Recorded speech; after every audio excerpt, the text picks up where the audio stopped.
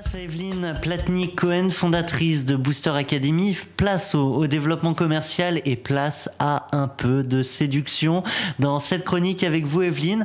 Alors, des secrets pour séduire le prospect en un clin d'œil, ça commence tout de suite, je crois.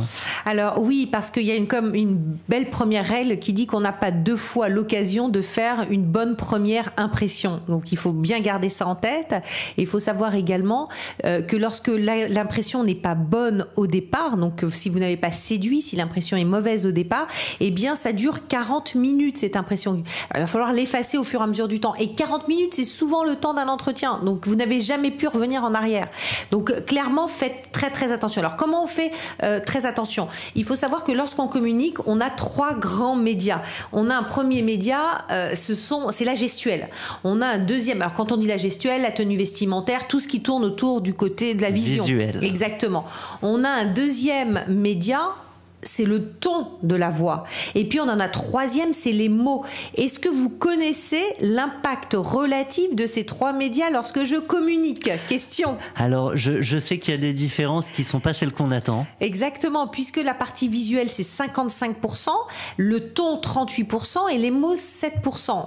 Alors vous allez me dire, les mots ça sert à rien. Donc c'est pas avec les mots qu'on convainc, c'est ça? Eh bien oui, alors il faut bien quand même choisir ses mots au départ, vaut mieux pas se tromper, mais une fois que j'ai mes mots, je n'ai toujours rien. Donc l'adaptabilité est très importante, ça veut dire que votre ton de voix et votre attitude corporelle doivent s'adapter à celle de votre contact. Et là vous verrez, ça fait une grande différence. Donc ça c'est une première manière de séduire. Oui.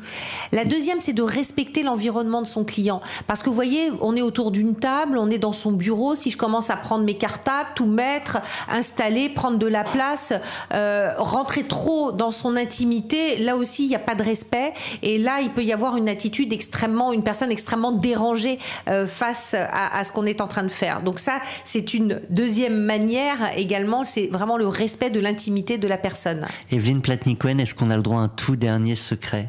Alors le tout dernier secret, je pense, c'est vraiment être dans l'écoute, et puis le savoir-vivre, si j'en mets deux en même temps, c'est-à-dire la capacité à savoir se tenir, à savoir dire bonjour, et puis tout ce qui va tourner autour de l'écoute, autour du temps que vous allez passer avec la personne, du respect que vous allez avoir, et puis tout ce qui va se passer aussi après le rendez-vous. N'oublions pas le mail de remerciement suite à un rendez-vous, la propreté des documents que vous allez utiliser et ensuite renvoyer, etc., etc. Bon, vous voyez, plein de bons moments pour séduire lors d'un rendez-vous client.